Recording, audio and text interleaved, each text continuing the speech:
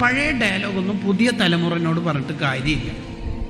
ഇപ്പൊ എന്നോടിപ്പോൾ എൻ്റെ വാപ്പ ഇങ്ങനെ പറഞ്ഞെന്ന് വിചാരിക്കും, എന്ത് പണ്ടൊക്കെ നമ്മൾ ചെമ്മിണി വിളക്ക് കത്തിച്ചിട്ടാ പഠിച്ചത്.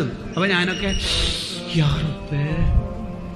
അതേസമയത്ത് ഇപ്പൊ 4ാം ക്ലാസ്സിൽ പഠിക്കുന്ന ഒരു കുട്ടീനോട് ചെമ്മിണി വിളക്ക് അടുത്ത് എത്തിച്ചിട്ടാ ഉപ്പാപ്പയൊക്കെ പഠിച്ചതെന്ന് പറഞ്ഞാൽ ആ കുട്ടി ചോദിക്കും, അന്ന് CFL ലൈറ്റ് ഉണ്ടോ? ഇല്ല.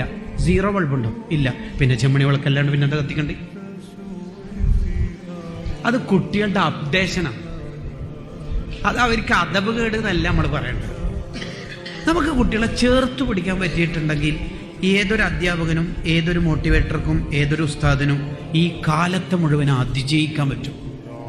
നമ്മൾക്ക് ഈ കുറ്റപ്പെടുത്തൽ എന്ന സ്വഭാവം ഈ നാട്ടിലും മഹലിൽ നിന്നും പൂർണ്ണമായി നിർത്തിയോക്ക് അടിപൊളി ഫലമായിരിക്കും.